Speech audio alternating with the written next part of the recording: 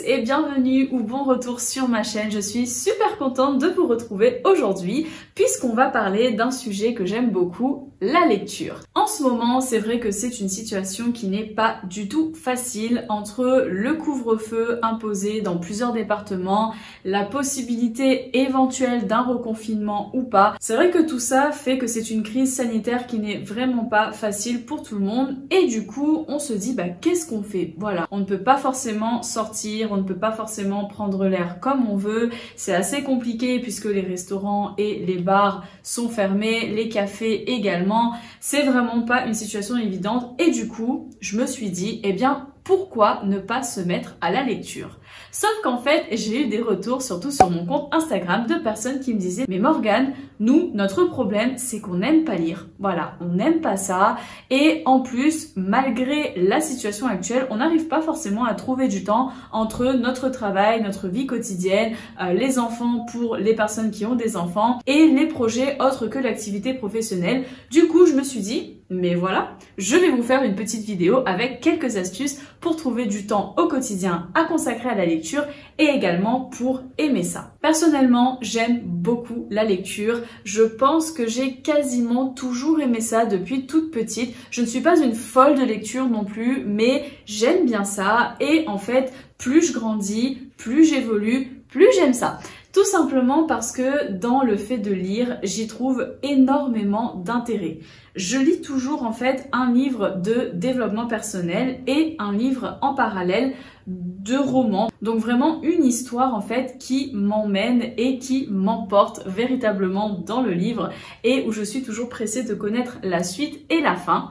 Donc du coup, j'aime beaucoup ça et je voulais partager ça avec vous puisque je trouve ça dommage, les personnes qui malheureusement n'aiment pas ça. Je pense qu'on peut peut-être trouver des solutions ensemble et pour cela, je vais vous présenter quelques astuces en fait que j'ai pu mettre en place et que j'ai pu conseiller à mes amis ou à mes proches et qui ont marché. Dans la lecture, j'y trouve vraiment deux intérêts. Donc, en lisant des livres de développement personnel, mais aussi des romans, j'y trouve l'intérêt de l'apprentissage. Je trouve qu'en fait, la lecture, ça nous amène vraiment la possibilité d'apprendre quelque chose. J'y trouve par exemple un enrichissement au niveau de mes connaissances, tout simplement sur divers sujets. Par exemple, la confiance en soi et l'estime de soi, le comportement humain en général, nos façons de penser, nos peurs. Je mets en fait des mots tout simplement sur des choses que l'on vit et je trouve que c'est très enrichissant. Je m'ouvre aussi du coup à d'autres modes de pensée, à d'autres philosophies, à d'autres concepts.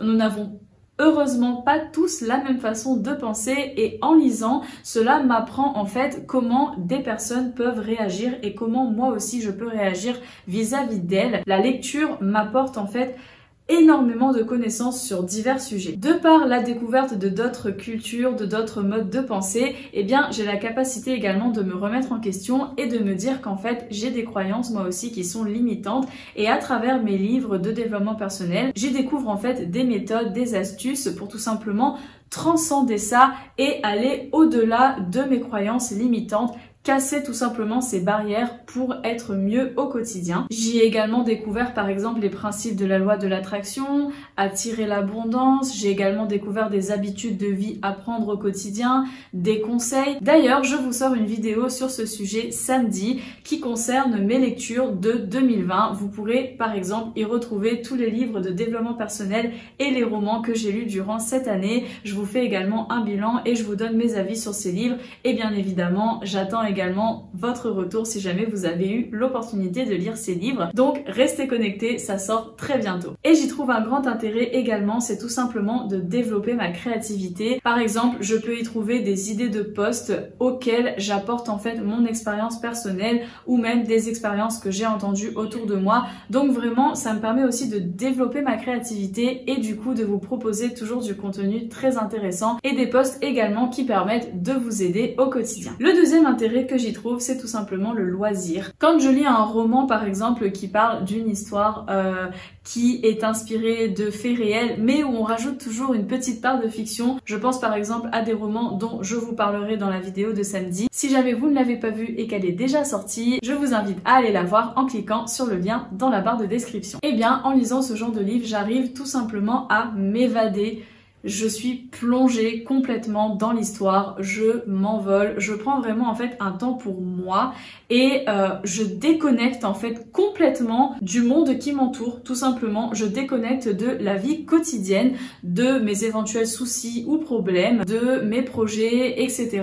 C'est vraiment un moment de détente très profond pour moi et un moment où je m'évade complètement. J'aime également lire ce genre de livre puisqu'il y a toujours une leçon à retenir ou à apprendre, même dans des romans. Oui, oui. Ça m'ouvre aussi sur d'autres histoires que la nôtre. Par exemple, il y a des livres où on aborde divers sujets, la maladie, la sexualité, l'intelligence, des sujets vraiment très vastes. Et en fait, à travers ces histoires, eh bien, je découvre aussi qu'il y a un autre monde, qu'il y a une autre histoire que la nôtre, puisque quand on est plongé dans notre vie quotidienne, c'est tout à fait normal de se concentrer sur son histoire, sur ses problèmes, sur ce qu'on rencontre dans la vie, mais en fait, il ne faut pas oublier qu'il y a aussi les autres, et lorsque je lis ce genre de livre, eh bien, je découvre tout simplement une histoire différente, une histoire qui appartient à une personne qui a existé ou pas, mais en tout cas c'est toujours très intéressant et très enrichissant également. Donc voilà pour les deux intérêts que je trouve à la lecture, et en bonus je vous en donne un tout petit dernier mais qui a toute son importance. Et bien lire me permet tout simplement de développer mes sujets de conversation en société. Lire est une histoire pour moi qui est très personnelle, puisque lorsqu'on lit quelque chose, on peut avoir adoré ce livre et en fait lorsqu'on l'offre ou lorsqu'on en parle avec quelqu'un qui l'a déjà lu, la personne peut ne pas avoir aimé et vice versa. Et en fait ça nous prouve que chacun avec son histoire personnelle a un avis différent sur son livre, et cela montre que nos avis divergent, nos opinions divergent. Ça m'apprend donc à m'affirmer en société, tout simplement en donnant mon avis sur un livre. Ça m'apprend à le dire de la bonne façon, à le dire avec des mots simples, des mots justes, et à mettre aussi des mots sur ce que j'ai ressenti en lisant cette lecture. Donc voilà, ça me permet d'avoir des sujets de conversation en société, mais également de m'affirmer et de prendre confiance en moi à travers mes idées, mes opinions, lors du partage d'avis avec les autres sur mes livres. Mais maintenant, vous allez me dire, alors c'est bien beau Morgane, hein, mais moi j'aime pas lire. Eh bien je vais vous donner quelques astuces pour peut-être vous faire aimer lire. Premièrement, il suffit de chercher pourquoi est-ce qu'on lit. Quel est l'intérêt que l'on trouve à lire? Pourquoi est-ce qu'on fait ça? Est-ce qu'on fait ça pour apprendre de nouvelles choses sur le monde qui nous entoure? Est-ce qu'on fait ça pour développer ses sujets de conversation? Pour se cultiver? Est-ce qu'on fait ça plutôt pour se divertir? Pour rire? Pour avoir un moment de détente rien qu'à nous? Pour s'évader avec une histoire quelconque? Voilà, c'est vraiment de se demander, eh bien en fait, pourquoi j'ai envie d'aimer lire? Pourquoi j'ai envie de me mettre à la lecture? Ça c'est hyper important puisque ça va vous définir tout de suite quel est l'intérêt pour vous de la lecture. Ensuite, deuxième astuce, c'est de choisir un domaine qui vous plaît. Choisir vraiment un domaine qui nous parle. Ce domaine peut être tout et n'importe quoi. Il peut être scientifique, vous pouvez avoir envie de lire un livre avec énormément de recherches et d'expériences scientifiques et ça vous plaît peut-être ce genre de livre. Vous pouvez avoir envie de lire quelque chose de documentaire sur les animaux, sur les cultures que l'on trouve dans différents pays, sur le développement personnel ou tout simplement sur un genre de livre. Par exemple, des romans de science-fiction, des romans inspirés de faits réels, des bibliographies, des thrillers, des romans d'aventure, des romans plutôt à suspense. Voilà, il y a tellement en fait de genres de livres que vraiment on peut trouver véritablement quelque chose qui nous plaît dans un ou plusieurs domaines en particulier. Une fois qu'on a choisi notre domaine et qu'on sait pourquoi on veut se mettre à la lecture, la dernière chose que j'aimerais vous conseiller est tout simplement de créer son environnement pour la lecture. Personnellement, lorsque je commence à lire un livre, j'aime bien créer l'environnement adéquat à la lecture de mon livre. J'aime bien me mettre dans mon canapé, j'allume une petite bougie, je mets mon diffuseur d'huile essentielle, je prends un thé bien chaud, je me mets sous la couverture. Vraiment, je crée en fait cette bulle de détente et cette atmosphère qui me donne envie de lire. Certaines personnes aiment mettre par exemple un fond musical lors de la lecture.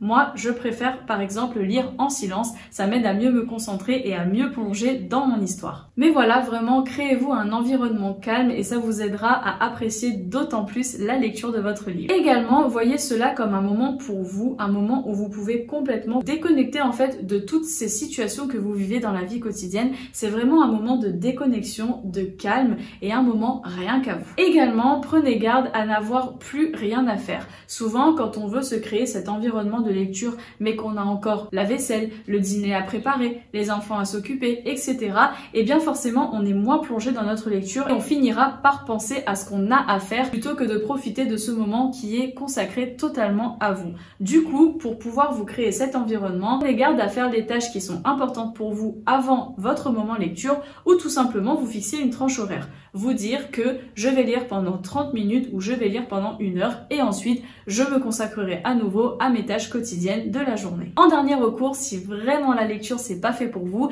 j'ai encore une toute petite dernière astuce, et bien ce sont tout simplement les livres audio. Les livres audio ont l'avantage d'être écoutés et de votre côté, vous pouvez faire complètement autre chose. Ça fonctionne un peu comme des podcasts, si vous avez l'habitude d'en écouter, il suffit de le lancer et de faire votre vaisselle à côté ou votre tricot ou plier votre linge, peu importe, votre tâche quotidienne additionnée à de la lecture. Ça marche aussi et d'ailleurs vous pouvez même mixer les deux, un peu de lecture visuelle et un peu de lecture auditive. Vous pouvez trouver des applications qui vous permettront d'écouter des livres audio et qui vous faciliteront la vie pour les personnes qui n'aiment vraiment pas ça. Et enfin, la dernière question que l'on se pose et où j'ai aussi énormément de retours, surtout sur mon compte Instagram. D'ailleurs, si vous n'êtes pas abonné à mon compte, je vous le mets juste ici, @morgansay sur Instagram. Vous pouvez le retrouver également dans la barre de description de la vidéo. J'ai donc eu des retours de personnes qui me disaient « Eh bien Morgane, le problème c'est que je n'ai pas le temps pour lire. Je ne sais absolument pas comment faire pour trouver du temps. »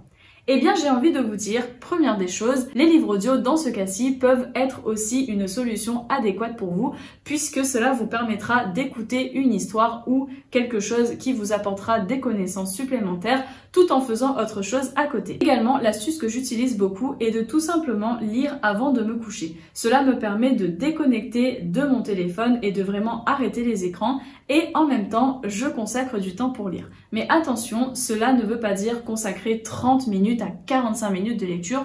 Non, non, vous n'êtes absolument pas obligé de faire ça. On peut par exemple se fixer un nombre de pages ou un nombre de chapitres. Je peux me dire, eh bien ce soir, je suis un peu fatiguée et je n'ai pas beaucoup de temps. Je vais donc lire seulement 2 à 3 pages de mon livre ou encore un seul chapitre de mon livre. Alors oui, ce n'est certes pas beaucoup, mais c'est toujours du temps trouvé pour la lecture et du coup, ça vous permettra quand même de consacrer un tout petit peu de votre temps à la lecture. Vous pouvez également faire ça le matin au réveil. Il suffit de vous lever un tout petit peu plus tôt que d'habitude et directement au petit déjeuner par exemple de prendre votre livre. C'est ce que je faisais avec le livre dont je vous parle dans la vidéo sur mon bilan 2020 qui est un livre en fait de conseils sur la vie quotidienne et tous les matins lors de mon petit déjeuner je prenais ce livre et je me limitais à 3 conseils par jour. Cela me permettait d'avoir un moment à moi, un moment de calme et un moment où justement j'apportais du positif aussi dans ma journée. C'était mon moment lecture et j'aimais beaucoup ça. Et enfin, j'ai envie de vous dire, souvent on a des périodes. Et bien ça m'arrive aussi,